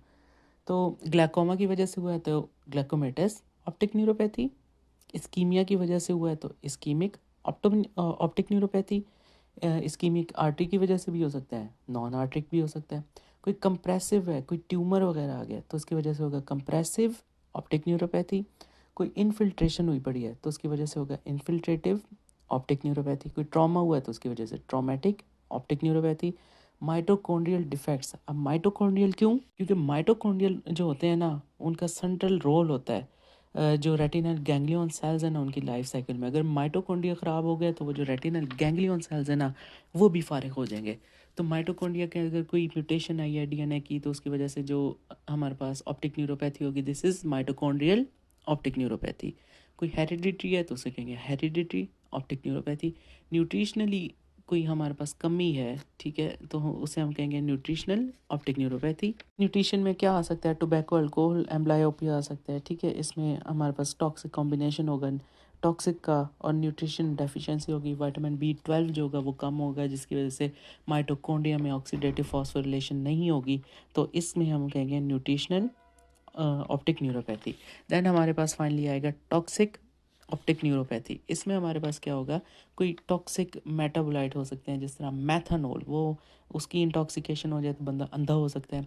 एथम्ब्यूटोल, उससे भी विजन लॉस हो सकता है, ठीक है। तो ये जो blue green colour blindness this type की थी वो एथम्ब्यूटोल में होती थी। अच्छा, अब इन टाइप्स को हम डिटेल से देखते हैं। सबसे पहले ग्लैकोमेटस ऑप्टिक न्यूरोपैथी, इसमें ग्लैकोमा हुआ है जिसकी वजह से ऑप्टिक न्यूरोपैथी नर्व जो है कंप्रेस हुई है और ऑप्टिक नर्व जो है वो थोड़ी सी डैमेज हो गया। Then anterior ischaemic optic neuropathy जिसे कहेंगे आयन। तो एंटीरियर इस्कीमिक, इसमें इस्कीमिया होगा। इसकी दो टाइप्स हैं, या तो आर्ट्राइटिक है या तो नॉन आर्ट्राइटिक है। सबसे पहले देखते हैं arteritic AION, arteritic anterior ischaemic optic neuropathy. Artery कौन सी इन्वॉल्व हुई है, जॉइंट सेल आर्ट्राइटस हुआ है। ये क्या है हमारे पास, नेक्रोटाइजिंग आर्ट्राइटस है विच इज़ ग्रैनुलोमेटस। इसमें ग्रैनुलोमा बनेगा, नेक्रोटाइज होंगे और आर्ट्राइटस है।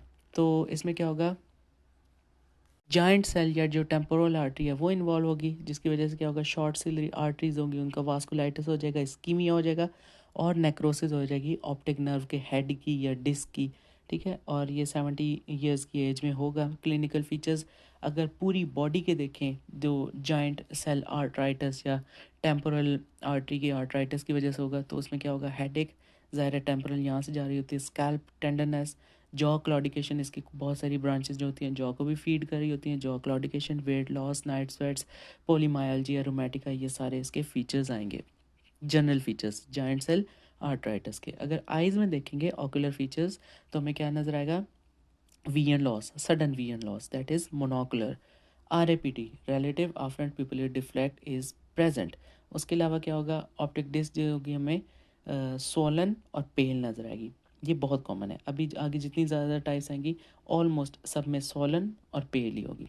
विजुअल फील्ड डिफेक्ट्स में हमारे क्या नज़र आएगा, आल्टीट्यूडनल डिफेक्ट्स। अब ये क्या होता है आल्टीट्यूडनल डिफेक्ट्स, हम जो भी विजन देख रहे हैं अगर हम इसको दो पार्ट्स में डिवाइड कर दें इक्वली, ऊपर वाला और नीचे वाला, तो इनमें से अगर एक पीस मिस हो जाए, ठीक है, या ऊपर वाला या नीचे वाला, तो हम इसे कहेंगे this is altitudinal visual defects. Investigation में क्या करेंगे, सी रिएक्टिव प्रोटीन देखेंगे, क्योंकि ये नेक्रोटाइजिंग वास्कुलाइटिस है, ठीक है, ऑटोइम्यून टाइप सी है, तो इसमें ESR देखेंगे। टेम्पोरल आर्टरी की बायोप्सी करेंगे, जॉइंट सेल या टेम्पोरल आर्टरी, इसमें टेम्पोरल आर्टरी होती है। सी रिएक्टिव प्रोटीन देखेंगे, CBC करेंगे। ट्रीटमेंट में कॉर्टिकोस्टेरॉइड्स करेंगे, मिथाइल प्रेडनिसोलोन देंगे, क्यों, वास्कुलाइटिस है, ताकि इन्फ्लेमेशन जो है वो कम हो। ये तो था आर्ट्राइटिक आयन। अब दूसरा इसके बाद नॉन आर्ट्राइटिक आयन, इसमें आर्टरी नहीं इन्वॉल्व, तो फिर क्या है जी, इसमें हाइपरटेंशन हो सकती है, डायबिटीज़, हाइपरलिपिडीमिया, कोई कोलाजन वास्कुलर डिजीज़। इसमें सिंपली परफ्यूजन इनसफिशेंसी होगी, ठीक है, आर्टरी नहीं इन्वॉल्व लेकिन परफ्यूजन इनसफिशेंसी होगी, जिसकी वजह से क्या होगा, पोस्टीरियर सिलरी आर्टरीज हैं उनकी परफ्यूजन नहीं होगी, ठीक है, तो वो आर्टरीज खाली हो जाएंगी और इन आर्टरीज ने सप्लाई करना था डिस्क को, तो जो डिस्क है उसका हमारे पास सिंपली इन्फाक्शन हो जाएगा। So there is perfusion insufficiency, जिसकी वजह से इन्फाक्शन होगा retrolaminar portion of the disc. 90% जो हमारे पास एंटीरियर इस्कीमिक ऑप्टिक न्यूरोपैथी होती है वो नॉन आर्ट्राइटिक होती है, 10% जो होती है वो आर्ट्राइटिक होती है। ये जो नॉन आर्ट्राइटिक है ये 50 ईयर्स प्लस हमारे पास मैनिफेस्ट करेगी। क्लिनिकल फीचर्स इसमें क्या है, मोनोकुलर विजन लॉस, RAPT, जो रिलेटिव आफ्रेंट पीपल डिफ्लेक्ट है ये होगा, ऑप्टिक डिस्क जो होगी स्वॉलन और पेल, अगेन पुरानी वाली फाइंडिंग। और विजुअल फील्ड में हमारे पास क्या नज़र आएगा, ऑल्टीट्यूडनल डिफेक्ट्स, वही आर्ट्राइटिक आयन वाली भी है, ठीक है। उसके बाद इन्वेस्टिगेशन में क्या है, फर्स्ट हम जॉइंट सेल आर्ट्राइटिस को रूल आउट करेंगे, इसके लिए ESR, C reactive protein, CBC करेंगे। अब जब हमने इसको रूल आउट कर लिया है जॉइंट सेल आर्ट्राइटिस को, फिर हम क्या करेंगे, जो नॉन आर्ट्राइटिक की कॉजेज़ थी ना, डायबिटीज़, हाइपरटेंशन, हाइपरलिपिडीमिया, इनके टेस्ट करवाएंगे। कौन कौन से हो सकते हैं, ब्लड प्रेशर चेकअप कराएंगे, ब्लड शुगर देखेंगे, लिपिड प्रोफाइल देखेंगे। ट्रीटमेंट क्या है, लो डोज एस्पिरिन। एस्पिरिन क्यों, क्योंकि परफ्यूजन इनसफिशेंसी है, तो एस्पिरिन क्या करेगी, ब्लड वगैरह जो होगी वो थिन कर देगी, हाइपरलिपिडीमिया वगैरह और हाइपरटेंशन इसमें देंगे। जब ब्लड वगैरह थिन हो जाएगा तो वो जो सप्लाई कर रही थी पोस्टीरियर सिलरी आर्टरीज, जो डिस्क को सप्लाई कर रही थी, वो सप्लाई जो होगी वो उसकी रिस्टोर हो जाएगी, तो एस्पिरिन देंगे हम। 75 मिलीग्राम पर डे। तो अभी तक हमने क्या क्या पढ़ा है न्यूरोपैथी में? ग्लैकोमेटस ऑप्टिक न्यूरोपैथी पढ़ा है, एंटीरियर इस्कीमिक ऑप्टिक न्यूरोपैथी पढ़ा है जिसकी दो टाइप्स पढ़ ली हैं, आर्थराइटिक और नॉन आर्थराइटिक। अब तीसरी हम ऑप्टिक न्यूरोपैथी पढ़ रहे हैं, दिस इज़ कंप्रेसिव न्यूरोपैथी। ये क्या है? भी कोई भी ऑर्बिटल लीजन हुआ है ऑर्बिट में, अब हमारे पास नर्व थी, ऑर्बिट में जो नर्व थी उसके ऊपर माइलिन शीट चढ़ी हुई थी, ठीक है, और उसके बाद शॉन भी थे, तो वहाँ से हमारे पास ग्लायोमा हो सकता है, मेनेंजियोमा हो सकता है, थायराइड ऑफ्थेल्मोपैथी हो सकती है, इंट्राक्रैनियल लीजन हो सकते हैं, कोई पिट्यूटरी ट्यूमर्स वगैरह हो सकते हैं। तो हम पढ़ें कंप्रेसिव ऑप्टिक न्यूरोपैथी, कोई भी ऑर्बिटल लीजन इनमें से हुआ, उसने क्या करना है, जो नर्व है उसको कंप्रेस करना है। लीजन्स मैकेनिकली कंप्रेस करेंगे ऑप्टिक नर्व को, जिसकी वजह से स्वेलिंग होगी और प्रोग्रेसिव विजन लॉस होगा due to ischaemia and mechanical damage. वो जो लीजन है वो कंप्रेस कर रहे हैं, उसकी वजह से इस्कीमिया होगा और मैकेनिकल डैमेज होगी। तो विजन लॉस जो होगा वो पेनलेस होगा, ग्रेजुअल होगा। ऑप्टिक डिस्क जो होगी वो एडिमेटस और पेल होगी, अगेन वही सोलन और पेल। फोर्थ टाइप है हमारे पास ऑप्टिक न्यूरोपैथी की, दैट इज़ इनफिल्ट्रेटिव। इसमें क्या होगा? इन्फिल्ट्रेशन हो जाएगी। क्यों होगी? कोई ट्यूमर हो सकता है उसकी वजह से इन्फिल्ट्रेशन हो, इन्फ्लेमेशन हो उसकी वजह से इन्फिल्ट्रेशन हो, इन्फेक्शन हो उसकी वजह से इन्फिल्ट्रेशन हो। अब ट्यूमर क्या क्या हो सकते हैं? प्राइमरी भी हो सकते हैं, सेकेंडरी। प्राइमरी वो जो अपनी जगह पे हैं, सेकेंडरी जो कहीं से मेटास्टेसाइज करके आए हैं। प्राइमरी में क्या हो सकता है? ग्लायोमा हो सकता है, उसकी वजह से इन्फिल्ट्रेशन हो जाए। कवर्नस हेमेंजियोमा उसकी वजह से इन्फिल्ट्रेशन हो जाए। सेकेंडरी में क्या है? मेटास्टेटिक कार्सिनोमा हो, ल्यूकीमिया हो उसकी वजह से इन्फिल्ट्रेशन हो जाए। इन्फ्लेमेटरी डिजीज़ में सार्कोइडोसिस है उसकी वजह से इन्फिल्ट्रेशन हो जाए। इन्फेक्शन में फंजाई, बैक्टीरिया ये हो सकते हैं। There is visual loss that is gradual और पेनलेस, ठीक है, पेनलेस ग्रेजुअल विजन लॉस होगा। ऑप्टिक डिस्क जो होगी वो क्या नज़र आएगी? पेल एंड सोलन या एडिमेटस। ये अब तक सब में ही pale and swollen, pale and swollen, pale and swollen चलती आ रही है। नेक्स्ट है हमारे पास type traumatic optic neuropathy. Trauma, कोई भी डायरेक्ट या इनडायरेक्ट इंजरी हुई है ऑप्टिक नर्व को जिसकी वजह से वो डैमेज हो गई है। विजन लॉस इस केस में जो होगा वो सडन होगा, जो इंजरी होगी फॉरन विजन लॉस होगा, and vision loss depends upon the severity of injury. Then six type आती है ऑप्टिक न्यूरोपैथी की, that is mitochondrial optic neuropathy. इसमें क्या होता है कि माइटोकॉन्ड्रिया हमारे पास सेंट्रल रोल प्ले कर रहा होता है जितने भी रेटिनल गैंग्लियन सेल्स हैं उनकी लाइफ साइकिल में। अगर तो माइटोकॉन्ड्रिया फारिग हो जाएगा तो रेटिनल गैंग्लियन सेल्स जिन्होंने ऑप्टिक नर्व वगैरह बनानी थी वो भी फारिग हो जाएंगे। तो इसमें क्या होगा? Function damage to the mitochondria, कोई भी जेनेटिक म्यूटेशन हो सकती है डीएनए की, माइटोकॉन्ड्रिया का अपना डीएनए होता है उसकी कोई जेनेटिक म्यूटेशन हो सकती है, वाइटामिन डेप्लीशन हो सकती है, अल्कोहल या टोबैको अब्यूज़ हो सकता है, उस सब में माइटोकॉन्ड्रिया जो होगा वो फारिग हो जाएगा। और अगर माइटोकॉन्ड्रिया फारिग हो जाएगा तो रेटिनल गैंग्लियन सेल्स भी फारिग हो जाएंगे। नेक्स्ट टाइप है हमारे पास Leber's hereditary optic neuropathy, LHO and LHON. ये क्या है भाई? Maternally inherited mitochondrial DNA point mutation. हमें पता है कि जो माइटोकॉन्ड्रिया होता है वो हम सिर्फ मदर वाली साइड से इनहेरिट करते हैं। फादर का जो स्पर्म होता है उसका माइटोकॉन्ड्रिया देने में कोई इतना रोल नहीं होता क्योंकि उसका जो माइटोकॉन्ड्रियल रिंग होता है वो स्पर्म के बाहर बाहर ही होता है। तो माइटोकॉन्ड्रिया जितने भी आते हैं सबको वो मामा की तरफ से आते हैं। तो इसमें क्या होता है? मेटरनली इनहेरिटेड। अब मामा ने इतना गंदा माइटोकॉन्ड्रिया दिया है जिसकी पॉइंट म्यूटेशन ऑलरेडी थी, ठीक है, तो माइटोकॉन्ड्रिया फारिग हो गया उसकी वजह से रेटिनल गैंग्लियन सेल्स फारिग और उसकी वजह से ऑप्टिक न्यूरोपैथी। तो ये जो होगा यंग अडल्ट्स में होगा और ये फैमिलीज़ में चलता है 50% केसेस में। क्लिनिकल फीचर्स इसके देखें तो जो लिहोन है, LHON, labours heredity optic neuropathy, उसमें क्या होगा? यूनिलैटरल विजुअल लॉस होगा, एक आंख में होगा, और 1-2 हफ्ते बाद जो फेलो आई होगी वो भी पकड़ी जाएगी, ठीक हो गया? पहले यूनिलैटरल होगा और 1 हफ्ते बाद या 2 हफ्ते बाद जो फेलो आई होगी उसमें भी विजुअल लॉस हो जाएगा। इट इज़ एक्यूट और सब एक्यूट, लेकिन ये होगा पेनलेस। प्यूपल रिएक्शन जो होंगे वो नॉर्मल होंगे। डिस्क में हाइपरीमिया होगा और इसके अलावा पेपिलरी टेलेंजेक्टेजिया होगा। टेलेंजेक्टेजिया क्या होता है? सॉफ्ट सॉफ्ट छोटी छोटी बारीक बारीक बेचारी ब्लड वेसल्स होती हैं, उनमें थोड़ा सा खून आए तो वो फट जाती हैं। दिस इज़ टेलेंजेक्टेजिया, ठीक है। और डिस्क में क्या होगा? हाइपरीमिया और स्वेलिंग होगी, उसके पास जो वेसल्स होंगी उनमें टेलेंजेक्टेजिया। अगेन वही चल रहा है, डिस्क का एक ही बार है, ये एडिमेटस एंड स्वेलिंग। इसमें जो होगा वो हाइपरीमिक होगा। बाकी सब में था पेल and swollen, pale and swollen, pale and Solan, इसमें होगा हाइपरीमिक एंड सोलन, ठीक हो गया? हाइपरीमिक होगी और टेलेंजेक्टेजिया होगा। विजुअल फील्ड्स में देखेंगे तो हमें सेंट्रोसिकल स्कोटोमा मिलेगा। ये कौन सा स्कोटोमा होता है? ये वो स्कोटोमा होता है जो सेंट्रल पॉइंट ऑफ फिक्सेशन और ब्लाइंड स्पॉट के बीच में होता है। ब्लाइंड स्पॉट जो होता है वो 12 से 15 डिग्री टेम्पोरल साइड पे होता है, तो इन दोनों के बीच में जो हमारे पास स्कोटोमा होगा, this is centrocaecal scotoma, scotoma between central point of fixation and the blind spot. उसके बाद डायग्नोसिस हम कैसे बनाएंगे जी? Diagnosis made by mitochondrial DNA analysis for LHON mutation. Treatment, इसकी कोई इफेक्टिव ट्रीटमेंट नहीं है। ओके, नेक्स्ट ऑप्टिक न्यूरोपैथी की हमारे पास कौन सी टाइप आ सकती है? This is nutritional and toxic optic neuropathy. इसमें क्या होगा?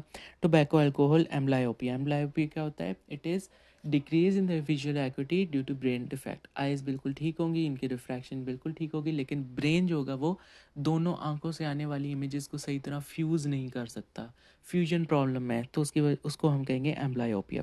Tobacco, alcohol, amblyopia. इसमें क्या होगा? कॉम्बिनेशन होगा टॉक्सिक का और न्यूट्रिशनल डेफिशिएंसी का। विटामिन B12 जो होगा वो कम होगा। क्यों? क्योंकि अल्कोहल जो होगा वो उसे कम करता है। अल्कोहल की खुद क्वांटिटी ज़्यादा होगी, विटामिन B1 की क्वांटिटी कम होगी। B1, B6 और B12 विटामिन को कहते हैं कि हमारे नर्व्स के लिए अच्छे हैं, तो इसमें B12 जो होगा वो कम होगा। इसकी वजह से क्या होगा? और माइटोकॉन्ड्रिया ने जो नॉर्मली अपना ऑक्सीडेटिव फॉस्फोरिलेशन करना होता है वो नहीं करेगा, जिसकी वजह से माइटोकॉन्ड्रिया फारिग हो गया, और अगर माइटोकॉन्ड्रिया फारिग हो गया तो रेटिनल गैंग्लियन सेल्स भी फारिग होंगे। क्लिनिकल फीचर्स में हमारे पास क्या आएगा? Painless bilateral vision loss, optic disc again swollen and pale, जिसको हम कहेंगे कि पेल एंड एडिमेटस एक ही बात होगी। विजुअल फील्ड में हमारे पास क्या आएगा? सेंट्रल या सेंट्रोसिकल स्कोटोमा आ सकता है। उसके अलावा और क्या हमें नज़र आएगा?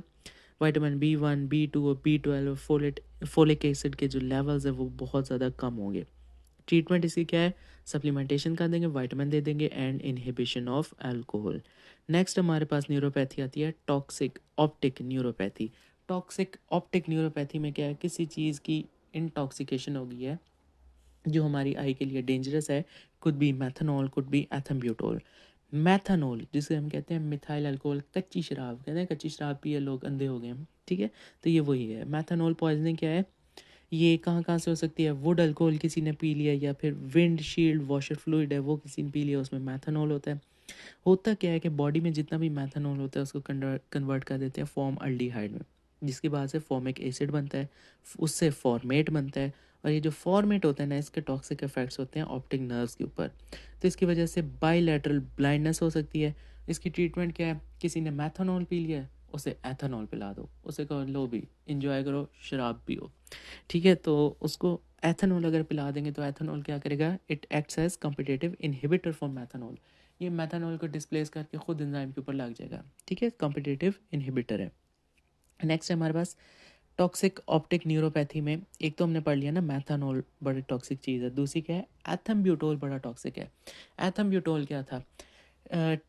जब किसी को टीबी हो जाए तो हम उसकी थेरेपी करते हैं। सबसे पहले उसे राइफेम्पिन देते हैं, आइसोनायाजिड देते हैं, देन पायराजीनामाइड देते हैं, देन एथम्ब्यूटोल, स्पेक्टिनोमाइसिन भी ये भी दे सकते हैं। तो ये जो एथम्ब्यूटोल है ये टीबी की ट्रीटमेंट में यूज़ होता है। टॉक्सिसिटी डिपेंड करती है डोज और ड्यूरेशन पे। फॉर एग्जांपल अगर कोई स्टैंडर्ड डोज देते हैं 15 मिलीग्राम पर केजी की, तो उसमें 1% चांस है कि एथम्ब्यूटोल टॉक्सिसिटी कर दे, और अगर हाई डोज देते हैं 35 मिलीग्राम पर केजी की, तो इसमें 18% चांस है। और ये प्रेजेंट किस तरह करेगा? Bilateral painless gradual loss of vision, ठीक है। ऑप्टिक डिस्क क्या नज़र आएगी? सोलन एंड पेल, नॉर्मल भी हो सकती है। पेरीमीट्री करेंगे तो क्या नज़र आएगा? Peripheral visual field defects. Okay, next है हमारे पास ऑप्टिक एट्रोफी। इसमें जो ऑप्टिक नर्व होगी उसकी एट्रोफी हो जाएगी, ठीक है। Atrophy of the optic disc क्यों होगी? Resulting from the degeneration of retinal ganglions और देयर एक्सॉन्स। जो रेटिना के पास गैंग्लियन पड़े हैं या जो उनके एक्सॉन्स हैं वो डीजनरेट हो जाएंगे, जिसकी वजह से ऑप्टिक डिस्क जो है वो एट्रोफी हो जाएगी। तो इसकी जो अगर हम क्लासिफिकेशन करें, टाइप्स देखें, प्राइमरी एट्रोफी भी हो सकती है, सेकेंडरी भी हो सकती है, कंसेक्यूटिव भी हो सकती है, और ग्लैकोमेटस भी हो सकती है। ग्लैकोमेटस ऑफ कोर्स ग्लैकोमा की वजह से, ठीक है। और ये जो है हमारे पास कंसेक्यूटिव, ये किस वजह से हो सकती है? रेटिनल डिजीज़ की वजह से हो सकती है। तो सबसे पहले देखते हैं प्राइमरी ऑप्टिक एट्रोफी क्या है। ऐसी atrophy that is without swelling, that is without proliferation. और सेकेंडरी ऑप्टिक एट्रोफी में क्या होगा, विद स्वेलिंग विद प्रोलिफरेशन, ये दो इनके कीवर्ड्स है। प्राइमरी ऑप्टिक एट्रोफी में क्या होगा, कोई इन्फ्लेमेशन नहीं होगी, कोई स्वेलिंग नहीं होगी, कोई प्रोलिफरेशन नर्व फाइबर्स की नहीं होगी। तो जो लीजन होगा वो हमारे पास प्रॉक्सिमल होगा ऑप्टिक डिस्क के। इसकी कॉजेज़ में क्या है, कॉजेज़ में न्यूराइटस है और न्यूरोपैथीज़ हैं। देखते हैं कौन से। न्यूराइटस में क्या आएगा, रिट्रोबल्बर ऑप्टिक न्यूराइटस। न्यूरोपैथीज़ में जो भी पीछे पढ़ के आए हैं, compressive neuropathy, ischaemic neuropathy, traumatic optic neuropathy, hereditary optic neuropathy, toxic optic neuropathy, nutritional optic neuropathy. तो ये जो न्यूरोपैथीज़ और न्यूराइटस हैं ये प्राइमरी ऑप्टिक एट्रोफी की कॉजेज़ हैं। प्राइमरी ऑप्टिक एट्रोफी में क्या होगा, there is no swelling, there is no proliferation. अब इसकी ऑप्टिक डिस्क की अपीयरेंस देखें तो सिर्फ हम काम की बातें देखेंगे। डिस्क इज़ चॉकी वाइट, उसके मार्जिन जो होंगे वो बिल्कुल क्लियर होंगे। There is loss of cupping, सिर्फ यही बातें काम की हैं, बाकी बातें फजूल हैं। Then we have secondary optic atrophy. इसमें क्या होगा, स्वेलिंग भी होगी, प्रोलिफरेशन भी होगी। स्वेलिंग किसकी होगी, ऑप्टिक नर्व के हेड की या डिस्क की या पेपिला जो भी कह लें, ठीक है, उसकी स्वेलिंग होगी। और प्रोलिफरेशन ऑफ ग्लायल टिश्यूज़। इसकी कॉजेज़ में क्या आएंगे, पेपिलाइटस और पेपिलो एडीमा। ठीक है, तो पेपिलाइटस आ गया और क्रोनिक पेपिलो एडीमा आ गया। ऑप्टिक डिस्क इसकी कैसी नज़र आएगी, सिर्फ काम की बातें देखेंगे। डिस्क इसकी ग्रे कलर की होगी, मार्जिन इसके पुअरली डिफाइंड होंगे and there is loss of cupping, बाकी चीज़ें सारी नॉर्मल हैं। थर्ड हमारे पास आएगी कंजक्यूटिव ऑप्टिक एट्रोफी। इसमें क्या होगा, कोई रेटिनल डिजीज़ हुई है उसकी वजह से ऑप्टिक एट्रोफी हो गई है। ठीक है, तो इसमें क्या हो सकता है, रेटिना की कौन सी डिजीज़ हो सकती है, retinitis pigmentosa. High myopia, myopia में क्या होता है, रेटिना के आगे आकर जो होती है वो फोकस होती है। ठीक है, तो और इसमें हमारे पास क्या हो सकता है, रेटिना की क्या डिजीज़ हो सकती है, सेंट्रल रेटिनल आर्टरी या सेंट्रल रेटिनल वेन की ओक्लूजन हो सकती है। तो इसकी ऑप्टिक डिस्क की अपीयरेंस हमारे पास किस तरह की होगी, सिर्फ काम की बातें देखेंगे। सिर्फ जो इसमें काम की चीज़ें हैं, जो हमारे काम की चीज़ें हैं, वो होगा डिस्क किस तरह की अपीयर होगी, वैक्सी पेलर, और दूसरी एटेंटुएशन ऑफ आर्टरीज। आर्टरीज इसकी कम हो जाएंगी, सुकड़ जाएंगी, छोटी कम इस तरह ख़त्म हो जाएंगी। ये दो काम की बातें हैं, बाकी इसमें सब कुछ नॉर्मल होगा। मार्जिन नॉर्मल होंगे, कपिंग नॉर्मल होगी, पेरीपेपिलरी एट्रोफी जो होगी वो एब्सेंट होगी। ठीक है, सिर्फ दो काम की बातें हैं, वैक्सीपेलर डिस्क होगी और एटेंटुएशन ऑफ आर्टरीज होगी। फोर्थ टाइप है हमारे पास ग्लैकोमेटस ऑप्टिक एट्रोफी। ग्लैकोमेटस को कहेंगे कवर्नस। ये क्यों होगा, इंट्राओकुलर प्रेशर बढ़ेगा, उसकी वजह से ऑप्टिक एट्रोफी होगी। जो ऑप्टिक नर्व का हेड है, पेपिला है या ऑप्टिक डिस्क है, वहाँ पर कंप्रेशन पड़ेगा। कॉज क्या है, ऑल टाइप ऑफ ग्लैकोमा। बस सिर्फ इंट्राओकुलर प्रेशर इंक्रीज होना चाहिए, चाहे प्राइमरी एंगल ओपन है, कंजेनिटल है, what ever is the type of the glaucoma, सिर्फ इंट्राओकुलर प्रेशर जो है वो इंक्रीज होना चाहिए। ऑप्टिक डिस्क की अपीयरेंस कैसी होगी, हम सिर्फ काम की देखेंगे। ऑप्टिक डिस्क हमारे पास वाइट कलर की होगी, इसमें मार्क्ड कपिंग होगी, कपिंग ऑफ द डिस्क होगी। उसके अलावा लैमिना क्रिब्रियोसा विजिबल होगा। रेटिनल वेन्स जो है वो नेजल शिफ्टिंग करेंगी। और उसके अलावा हैलो और एट्रोफी होगी। इसे कहेंगे पेरीपेपिलरी एट्रोफी। किस तरह की होगी, हमारे पास हैलो बनेंगे। और क्लिनिकल फीचर्स हमारे पास ऑप्टिक एट्रोफी के क्या क्या हो सकते हैं, इतनी भी चार टाइप्स पढ़ी हैं ऑप्टिक एट्रोफी की, primary optic atrophy, secondary optic atrophy, consecutive optic atrophy और ग्लैकोमेटस एट्रोफी। इनके क्लिनिकल फीचर्स हमारे पास डिपेंड करते हैं क्या स्टेज है नर्व डैमेज का। क्योंकि ऑप्टिक नर्व इन्वॉल्व हो रही है, डिस्क इन्वॉल्व हो रहे हैं, ठीक है, तो उनके सारे फंक्शन जो थे, visual equity, colour vision, contrast sensitivity, ये सारे छिड़ेंगे। ठीक है, तो इसमें क्या होगा, visual equity mild moderate severe और टोटल कंप्लीट फारिग। ठीक है, ये कुछ भी होता है, डिपेंड कर सकता है। विजुअल कलर ऑल्टर्ड, ठीक है, colour vision altered, contrast sensitivity altered, pupillary reaction RAPD present, relative afferent pupillary defect होगा, visual field effects present. Investigation क्या करेंगे, सबसे पहले हम एक्सक्लूड करेंगे कोई स्पेस ऑक्यूपाइंग लीजन तो नहीं है जो कि कंप्रेस कर रहा है हमारे ऑप्टिक क्याज्मा को या ऑप्टिक नर्व को, तो उसके लिए हम CT MRI करेंगे, इलेक्ट्रोरेटिनोग्राम ERG कराएंगे, VEP विजुअली इवोक्ड पोटेंशियल कराएंगे। अदर इन्वेस्टिगेशन में CBC ESR, blood glucose level, blood pressure, CV examination, उसके अलावा डॉपलर्स, अल्ट्रासाउंड और Enka anti nuclear antibody levels, P Enka भी होते हैं, C एंका भी होते हैं। ट्रीटमेंट ट्रीटमेंट डिपेंड करता है अंडरलाइन कॉज क्या है और विजुअल एकुटी कितनी है।